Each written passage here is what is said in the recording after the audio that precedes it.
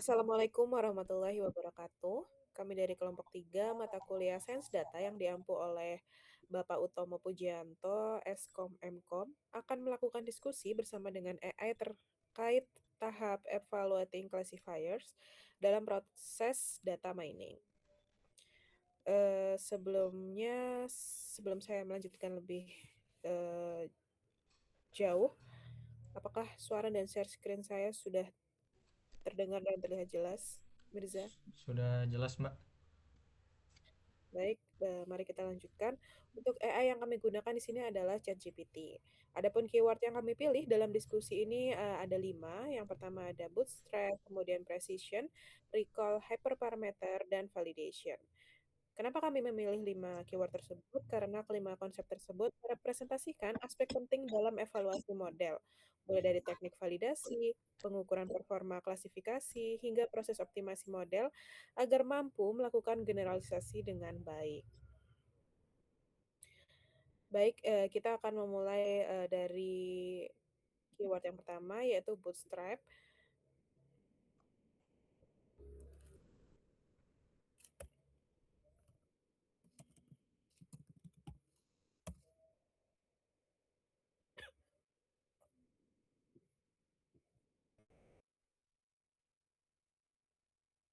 Baik, di sini sudah muncul. eh, Sebuah tim data science memiliki data set berisi 200 data pelanggan dan ingin mengestimasi rata-rata pengeluaran pelanggan per bulan. Namun mereka tidak yakin apakah distribusi datanya normal dan ukuran sampel relatif terbatas. Mereka memutuskan menggunakan bootstrap dengan 1000 kali resampling. Berdasarkan kasus tersebut, jawab pertanyaan berikut secara runtut dan konseptual. 1. Jelaskan secara detail apa yang dimaksud dengan resampling with replacement dalam bootstrap dan mengapa teknik ini penting. 2. Mengapa bootstrap cocok digunakan ketika distribusi populasi tidak diketahui? 3. Jika dari 1000 bootstrap sampel diperoleh 1000 nilai rata-rata, bagaimana cara membentuk confidence interval 95% dari hasil tersebut? 4. Apa perbedaan mendasar antara bootstrap dan cross-validation dalam konteks evaluasi model? Dan yang terakhir, dalam kondisi apa penggunaan bootstrap bisa menjadi kurang efektif atau bias? Baik, kita akan memahami soalnya terlebih dahulu, atau Mirza mungkin mau langsung menjawab juga boleh. Boleh, Mbak. Jadi yang dimaksud dengan resampling with replacement itu kita mengambil sampel dari dataset asli dengan kemungkinan itu satu data lebih dari sekali. Jadi satu data itu terpilih lebih dari satu kali dalam satu sampel bootstrap.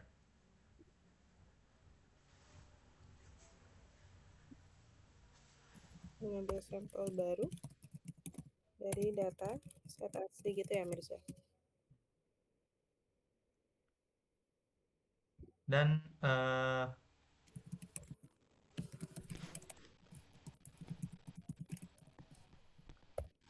pengambilan terpilih lebih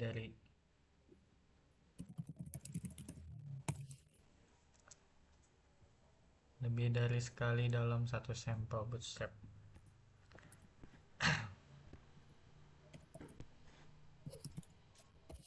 Oke, sebenarnya jawaban saya juga dengan Mirza, eh, overall juga sama. Mengapa teknik ini penting? Kenapa penting? Karena ia akan mensimulasikan proses pengambilan sampel dari populasi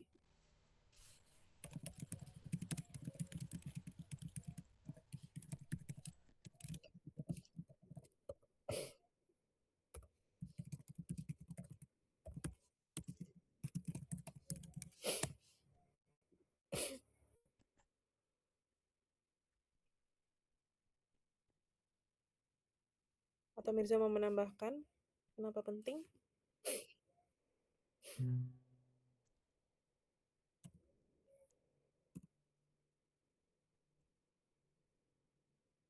Penting karena ia akan mensimulasikan pengambilan sampel dari simulasi. Kita dapat membentuk distribusi empiris dalam suatu statistik.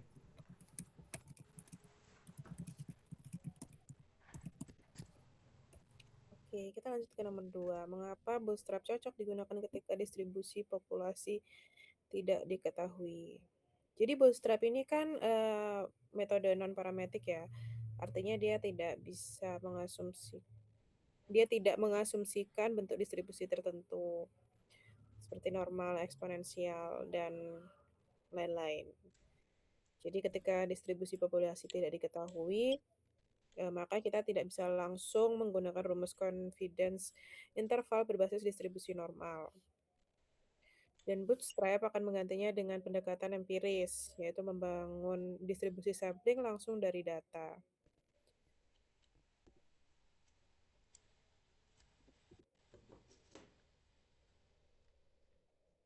Jadi kesimpulannya,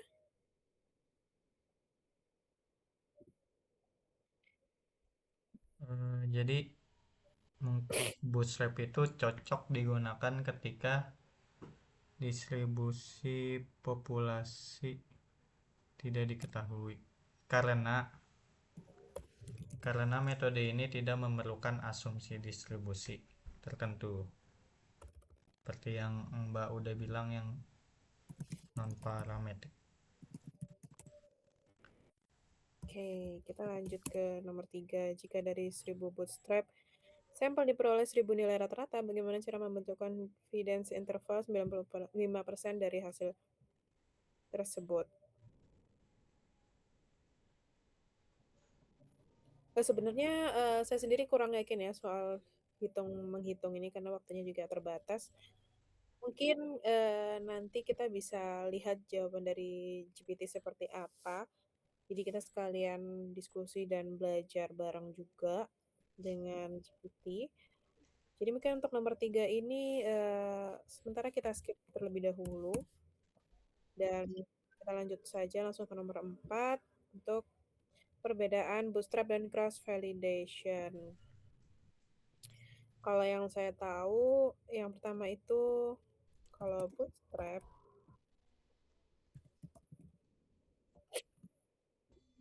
itu mengestimasi distribusi statistik.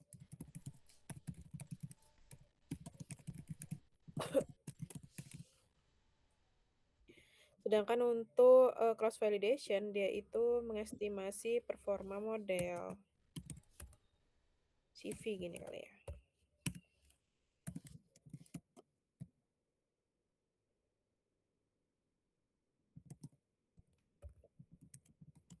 Mungkin Mirza mau menambahkan?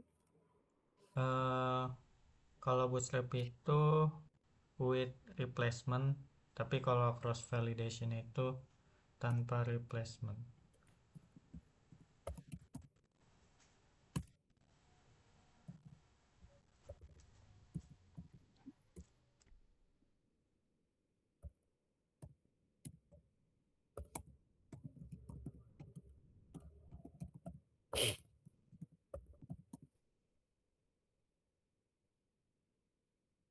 Mungkin, jawaban kami ini dulu ya untuk perbedaan mendasar. Kita lanjut ke nomor terakhir, dalam kondisi apa menjadi kurang efektif atau bias? Kalau menurut saya sih, yang pertama itu ukuran sampelnya sangat kecil.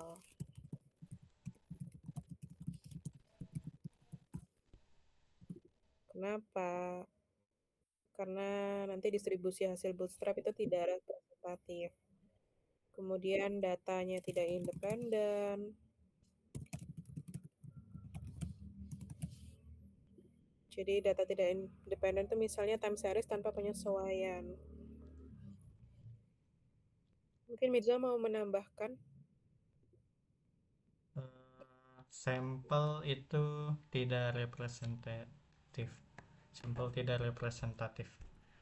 Jadi kalau sampelnya tidak representatif ya berarti bootstrap akan memperkuat bias tersebut.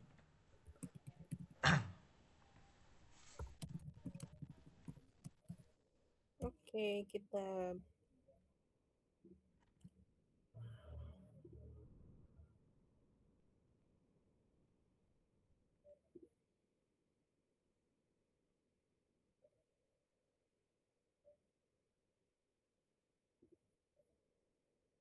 oke, di sini sudah muncul.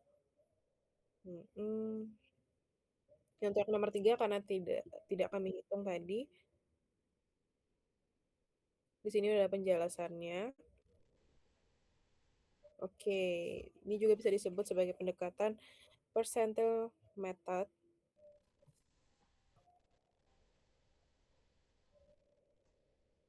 Oke, karena kita waktunya terbatas juga, mungkin nanti kita bisa diskusi di luar eh, video kali ini.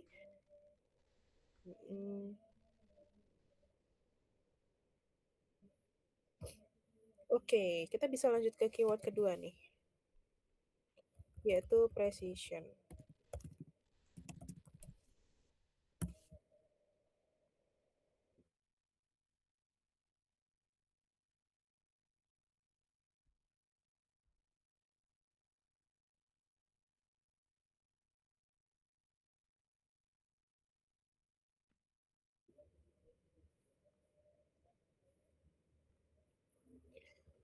Oke, di sini pertanyaannya sudah muncul, mungkin bisa langsung dibaca aja Mirza.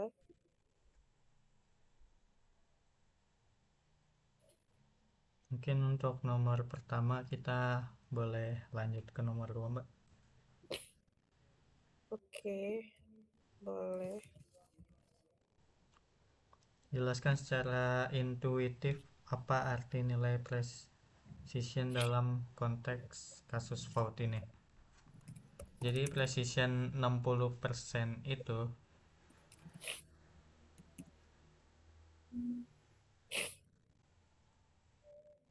Ya, Mirza. dalam konteks fraud detection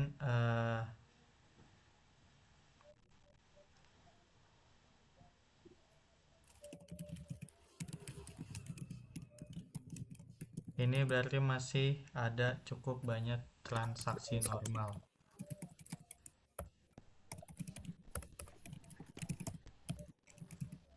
yang salah ditandai sebagai fraud.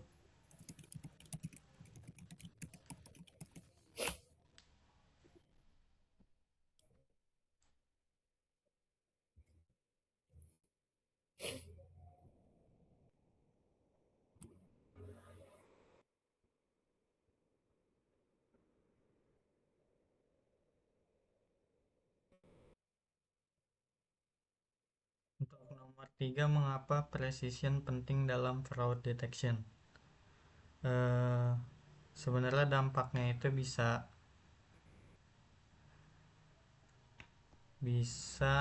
akun pelanggan itu diblokir, transaksi juga bisa ditolak.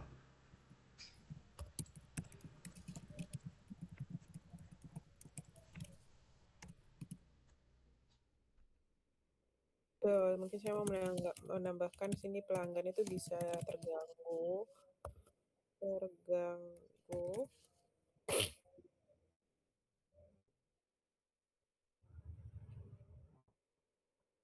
Jadi, kenapa precision penting? Karena nanti semakin tinggi precision, maka semakin sedikit gangguan terhadap pelanggan yang tidak bersalah gitu.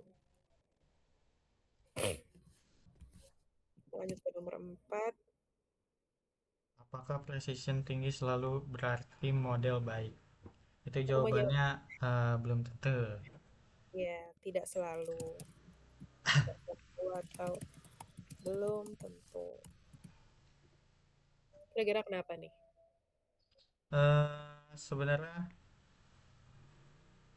bisa jadi seperti contoh sebelumnya, bisa jadi banyak fraud yang tidak terdeteksi.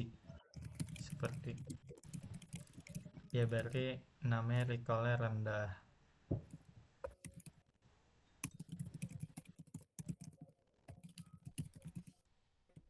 Oke, kita lanjut ke nomor 5. Kapan precision lebih diprioritaskan? Kalau menurut saya sih, ketika biaya false positif sangat tinggi,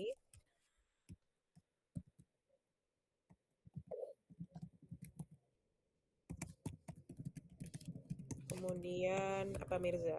Mungkin mau menambahkan? biaya false positif sangat tinggi. Eh,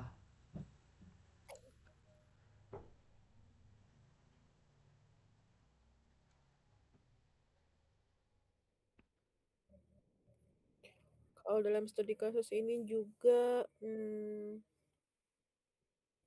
ketika sistem otomatis langsung memblokir akun tanpa verifikasi manual mungkin ya.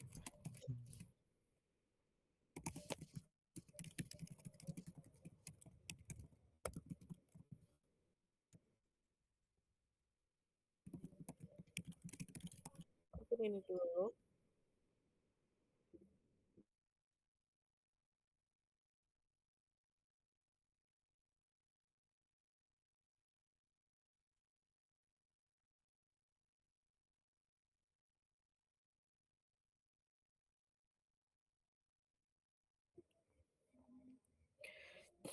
Oke, mulai dari nomor satu karena kita tadi memang, melewatkan bagian perhitungan, jadi di sini sudah langsung muncul jawabannya,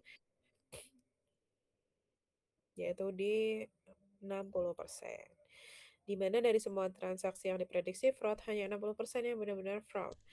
Nah, kita tidak menghitung, jadi langsung muncul jawabannya seperti ini, yang artinya 40%-nya itu adalah, apa ya namanya Mirza, false positif?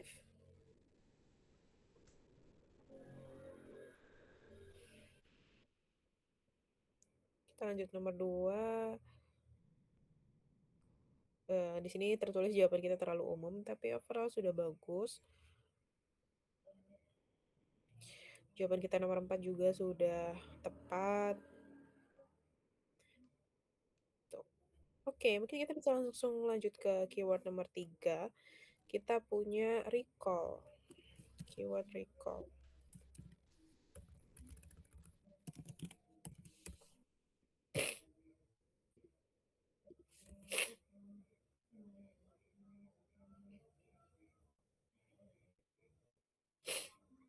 Oke, di sini pertanyaannya sudah keluar.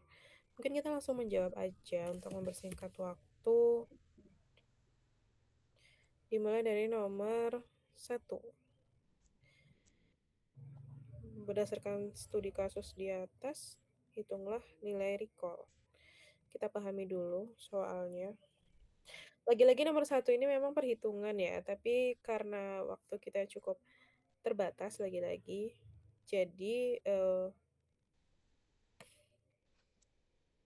untuk recall akan kami skip. Tapi mungkin nanti Mirza sambil menjawab pertanyaan, nomor-nomor selanjutnya akan coba saya hitung. Mungkin aku bisa jawab nomor 3 dulu, Mbak. Oke. Mengapa recall sangat penting pada penyakit langka? Jadi Oke. dampaknya itu bisa tidak mendapat pengobatan,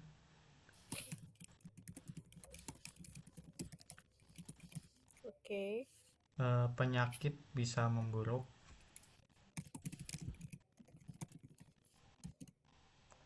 risiko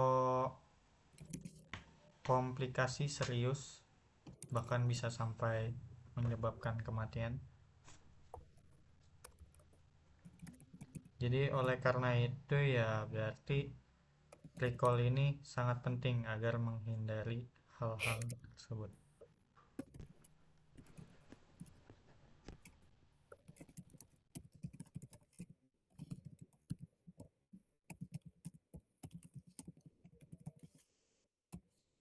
Oke. Apakah recall yang tinggi selalu berarti modal sudah baik? Ya, tidak selalu seperti jawaban precision sebelumnya. Jadi kenapa nggak selalu ya bisa saja model itu menandai hampir semua pasien sebagai positif.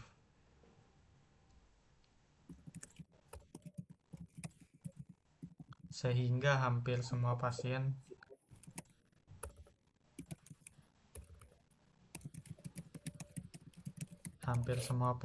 sakit terdeteksi yang menyebabkan recall tinggi.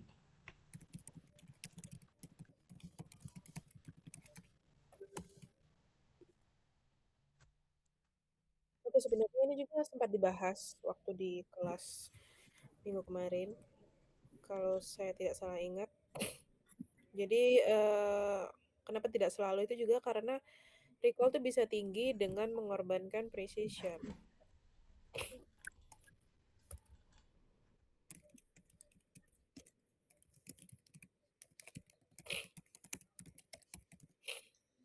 Mengorbankan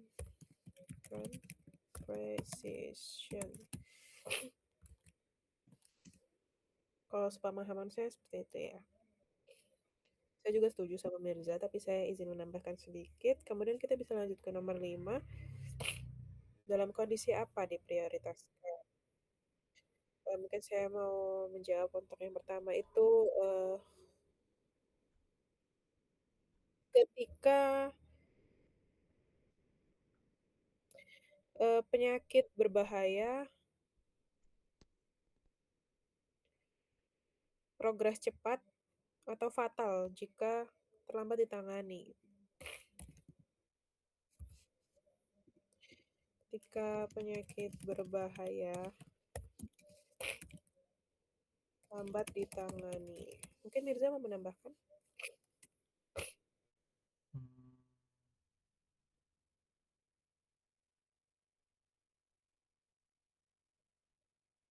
Hmm, nggak ada Mbak. Mungkin dari Mbak ada teman. Hmm,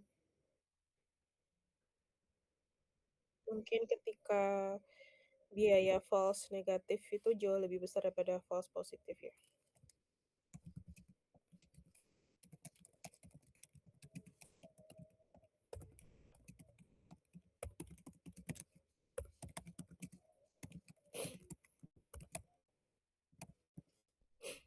Kalau saya ini sih. Kemudian untuk yang perhitungan nomor satu ya tadi. Tadi sambil mendengarkan jawaban dari Mirza, saya melakukan perhitungan di mana rumus precision itu adalah TP atau positif per true positif plus false positif, yaitu di 180 per 300 dikurangi 180,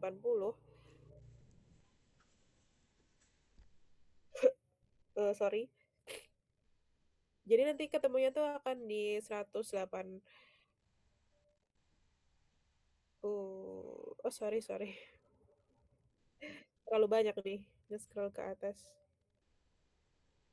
Ini maksudnya.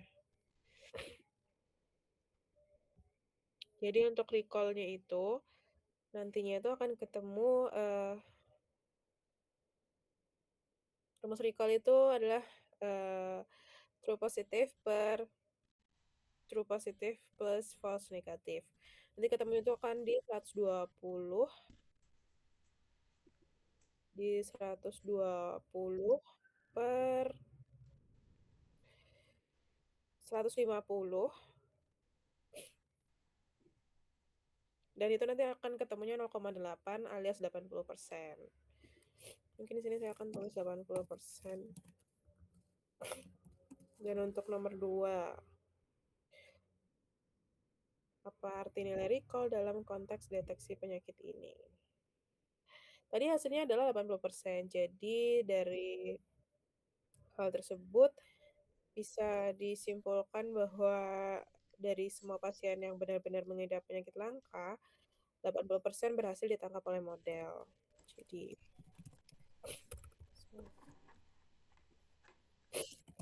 dari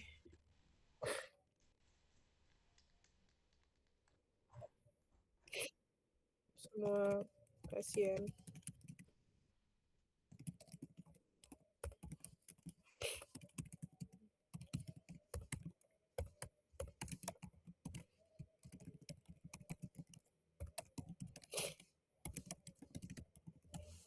Oke.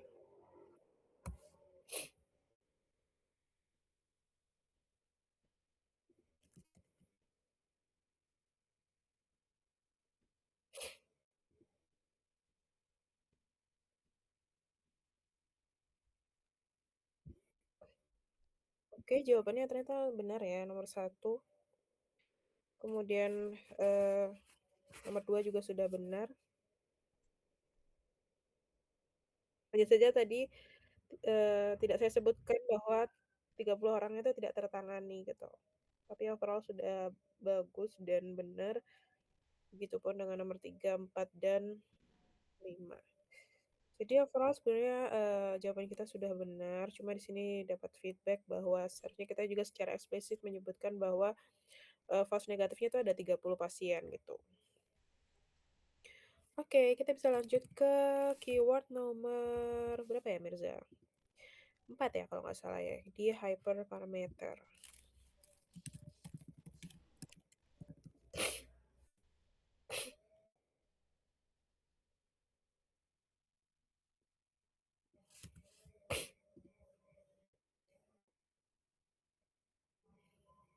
Oke, kita sama-sama pahami dahulu soalnya.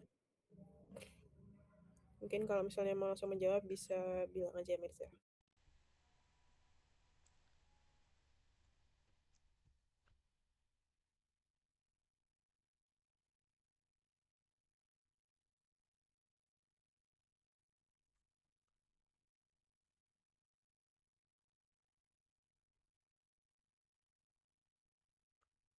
Kenapa yang dimaksud dengan hyperparameter dan bagaimana? Jelaskan apa yang dimaksud dengan hyperparameter dan perbedaannya dengan parameter. Nah, jadi hyperparameter adalah pengaturan yang ditentukan sebelum proses training dimulai.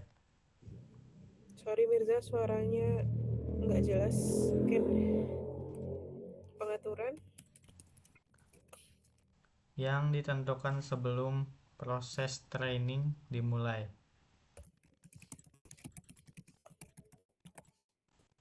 Dan mengontrol bagaimana model belajar.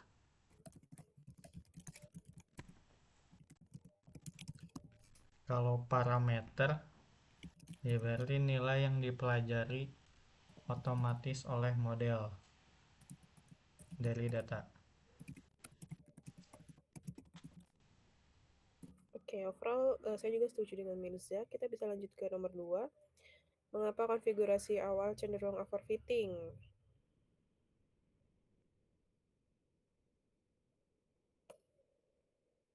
Sebenarnya kalau secara konsep, karena modelnya terlalu kompleks.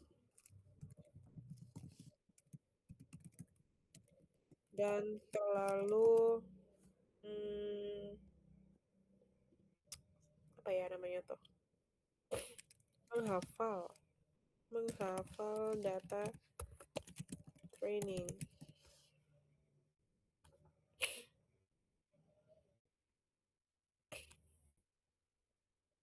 Kalau dari Mirza gimana nih? Berarti data si model tidak mampu generalisasi ke data baru.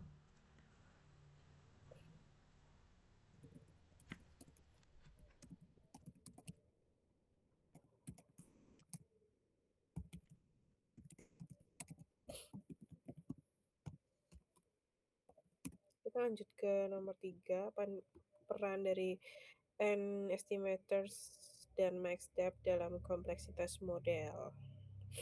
N estimators ini sebenarnya kan jumlah tree ya. Jadi semakin banyak tree maka model lebih stabil gitu. Dari sini sih seperti itu ya.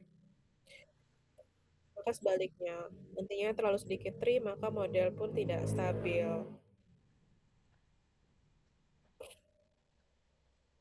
Jadi kemudian untuk max depth itu kan kedalaman dari tree-nya. Jadi di mana ini tuh sangat berpengaruh terhadap kompleksitas. Jadi kesimpulannya sih N estimators itu untuk mengontrol stabilitas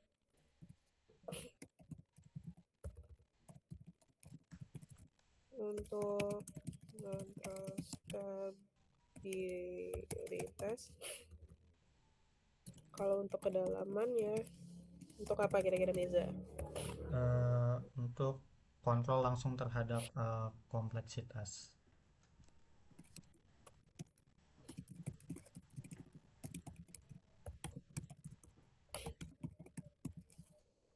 Oke, mungkin kita bisa langsung lanjut ke nomor 4. Cara sistematis untuk menentukan hyperparameter yang optimal. Mungkin Mirza mau menjawab? Cara sistematis untuk menentukan hyperparameter optimal. Eh, Bisa menggunakan dua metode, metode grid search dan random search.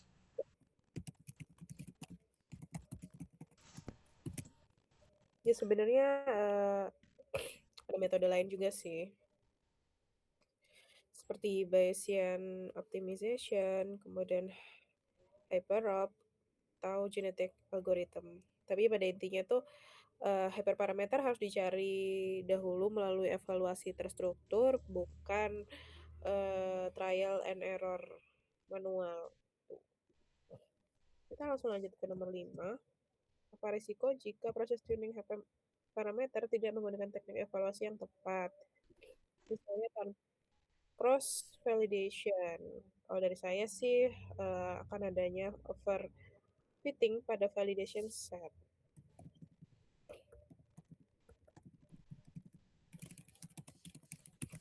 Kalau dari Mirza gimana?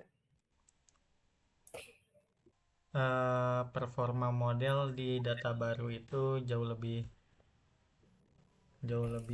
buruk.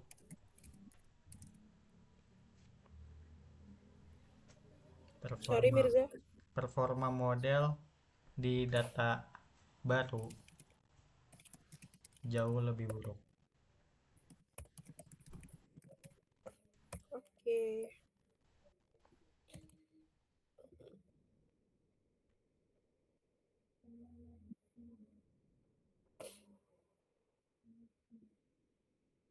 Sudah muncul jawabannya. Oke. Kita mulai dari nomor 1. Jawaban sudah benar.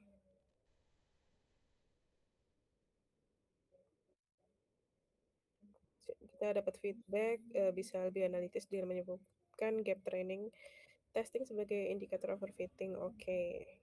Kemudian untuk nomor 3 sudah tepat juga.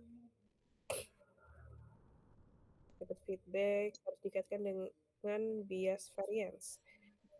Untuk nomor 4 juga sudah cukup di sini bilangnya ya. Oke, nomor 5 pun sudah sangat tepat. Oke, mungkin kita bisa lanjut ke keyword yang terakhir tadi ada di validation.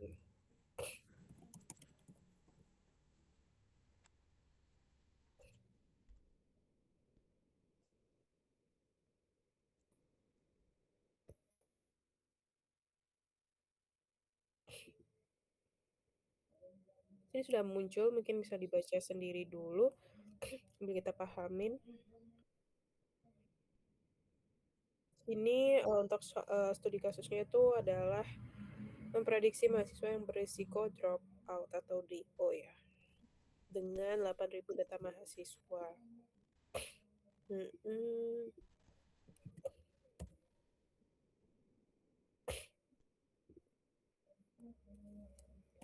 Mungkin kita bisa mulai dari nomor 1 ya.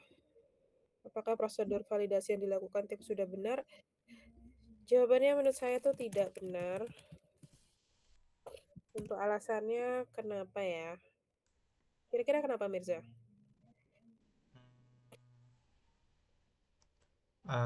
Ya melanggar prinsip evaluasi.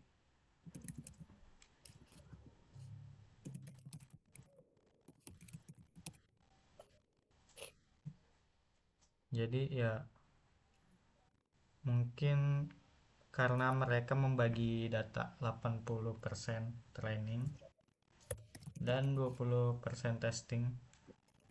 Namun data testing digunakan untuk hyperparameter tuning.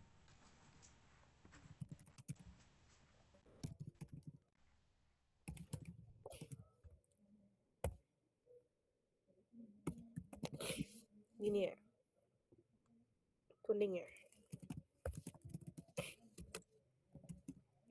Oke, overall saya juga setuju dengan Mirza, alasan saya juga sama, karena, eee, di kasus tersebut tim menggunakan test set untuk hyperparameter tuning, karena test set seharusnya hanya digunakan sekali di akhir untuk mengukur performa final modelnya. Jika test set ikut digunakan dalam proses pemilihan model, maka test set tidak lagi murni sebagai data yang benar-benar baru. Ini juga disebut sebagai evaluation bias atau data leak pada tahap evaluasi.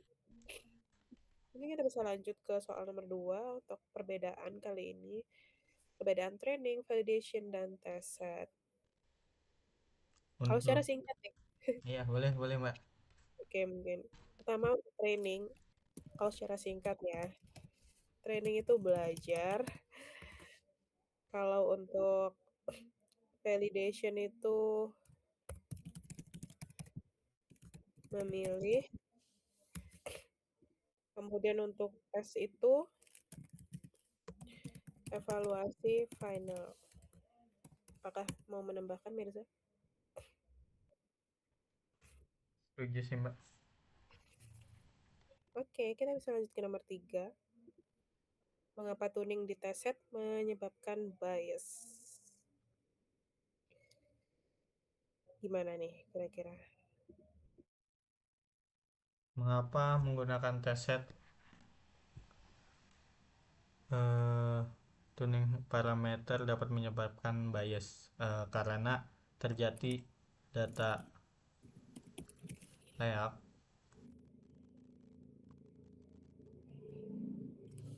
Sorry Mirza, suaranya nggak. terjadi data leak secara tidak langsung.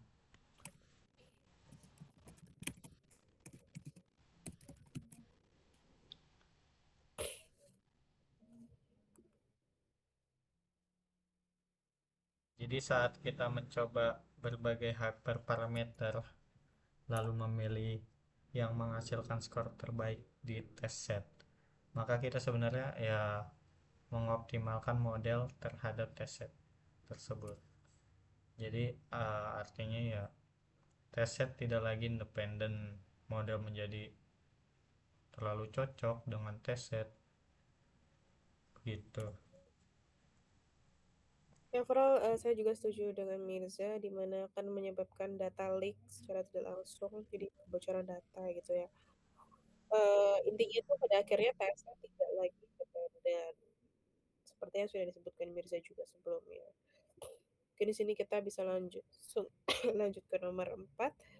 Gimana sih cara yang benar melakukan validation? Kalau dari saya sih bisa menggunakan k-fold cross validation ya.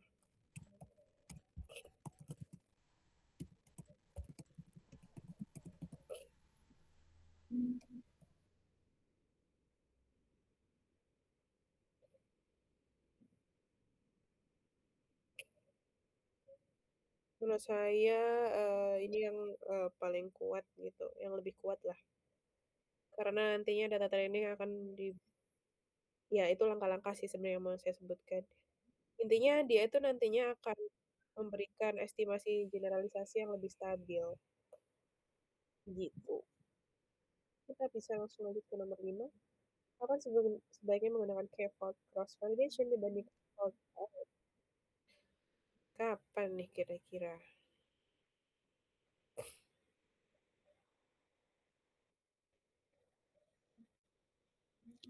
Gampangnya sih kalau k-fold,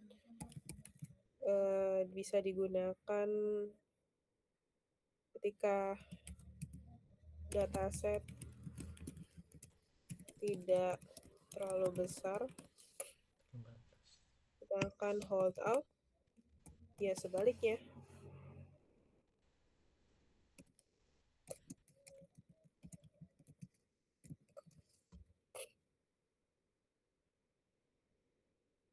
Mungkin di sini bisa kita tambahin sangat besar gitu.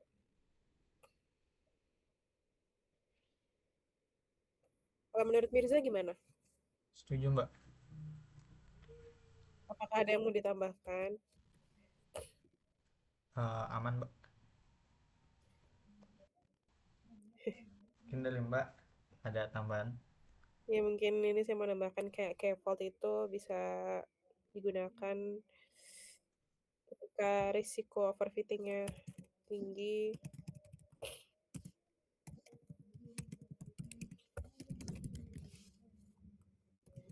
Kemudian untuk hold out bisa juga ketika model sederhana gitu.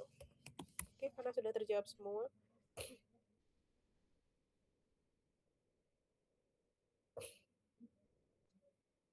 Oke, dari nomor satu.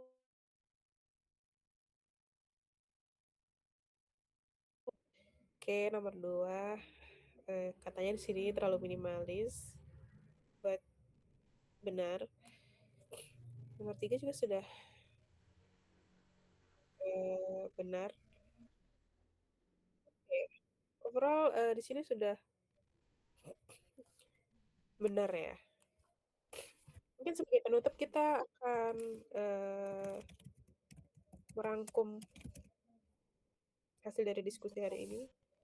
Berikan kesimpulan dari 5 keyword yang sudah kami diskusikan secara singkat.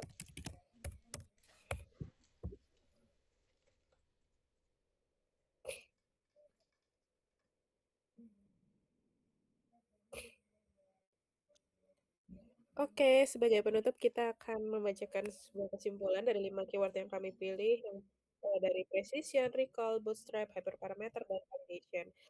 Kelima konsep ini sangat berkaitan dalam membangun model yang akurat sekaligus mampu melakukan generalisasi dengan baik. Precision dan recall membantu kita memahami kualitas prediksi secara lebih spesifik daripada sekadar accuracy, terutama pada dataset yang tidak seimbang. Precision berfokus pada ketepatan prediksi positif, sedangkan recall berfokus pada kemampuan menangkap seluruh kasus positif. Bootstrap digunakan untuk mengestimasi ketidakpastian dan distribusi statistik tanpa asumsi distribusi tertentu, sehingga membantu memahami stabilitas suatu estimasi. Hyperparameter mengontrol kompleksitas dan perilaku model sebelum proses training, sehingga sangat menentukan keseimbangan antara bias dan variance. Dan yang terakhir, validation memastikan bahwa proses pemilihan model dan tuning hyperparameter tidak menyebabkan overfitting, sehingga performa yang diperoleh benar-benar merepresentasikan kemampuan model pada data baru. Secara keseluruhan, kelima konsep ini berperan dalam satu tujuan dalam sains data, yaitu menghasilkan model yang tidak hanya terlihat baik pada data pelatihan, tetapi juga andal, stabil, dan dapat digeneralisasikan di dunia nyata. Karena waktu kami sangat terbatas, mohon maaf atas diskusi yang cukup singkat kali ini. Kurang lebihnya kami mohon maaf. Wassalamualaikum warahmatullahi wabarakatuh.